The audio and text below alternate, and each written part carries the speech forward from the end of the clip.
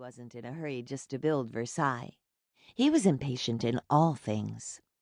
Visitors to Versailles can learn that while the so-called Sun King waited for a love interest to disrobe, he would frequently have sex with her chambermaid before returning to the now sufficiently unclothed mistress. Once the tryst ended, the mistress would go back to one of 20 rooms in Versailles built for the king's lovers. Louis built just 11 rooms for his wife. No 2 rooms at Versailles capture Louis XIV's penchant for exuberance, self-absorption, and utter excess better than the Salon of War and the adjoining Hall of Mirrors. When I walked into the former, it occurred to me that I was probably looking at more gold on its 4-story tall walls than on all the other walls I had ever seen in my life.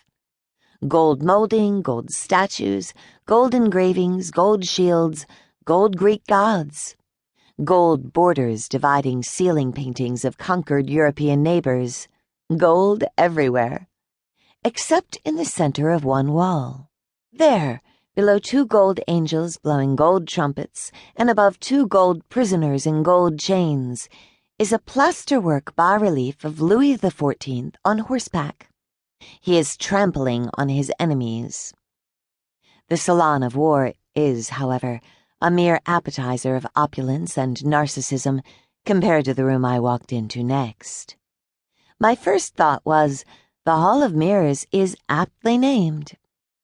80 yards long and again 4 stories tall, its marble walls are covered by no less than 578 mirrors. They reflect light from 17 ornate windows that stretch to the gilded molding of the ceiling, and from 3 rows of 43 solid silver chandeliers, which in their heyday were lit by 3,000 candles. The arched ceiling is painted in Sistine Chapel style, but instead of celebrating God's creation of the universe, the images represent the glorious reign of Louis XIV. As I walked through the most famous room in France, I stopped at one of its 17 windows. Before me was the Grand Canal. It is so large that within its 4-mile perimeter, the king liked to stage mock battles. It occurred to me that Versailles was the perfect place for a fake battle, because there was something fake about a lot of Versailles. Its grounds included Marie Antoinette's make-believe Queen's Hamlet, complete with a mock farmhouse, mock dairy, and mock poultry yard.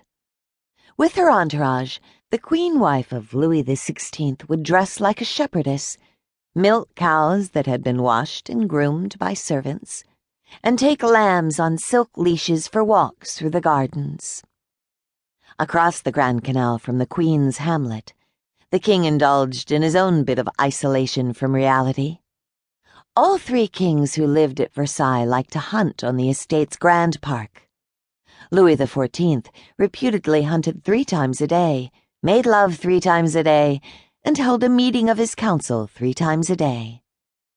But hunting at Versailles was unlike hunting in the rest of France, where hunters competed with wolves that preyed on deer and boar, and that posed an acute threat to the hunters themselves. Wolves ranked high, alongside bandits, on the list of causes of death in rural France. Surrounding the Grand Park were large ditches called wolf plunges. They formed a sort of moat that kept wolves away from the king's hunting grounds. As I stood at the window in the Hall of Mirrors looking out toward the Queen's Hamlet to my right and the King's Grand Park to my left, I thought about all the other ways in which Versailles was more a facade than a reality. I had been to the Chapel Royal, where Mass was once held daily. But outside the chapel's walls was once a degree of vice and debauchery that would make even a Kennedy or a Clinton blush. Louis XV had at least 15 illegitimate children, some born from orgies with teenage girls he kept at a brothel on royal grounds called the Deer Park. If Versailles was a place where the Queen pretended to be a shepherdess and the King pretended to be a virtuous Christian, it was also a place where nobles pretended to believe them.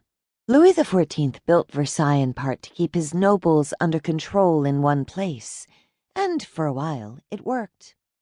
They fought for the bedroom closest to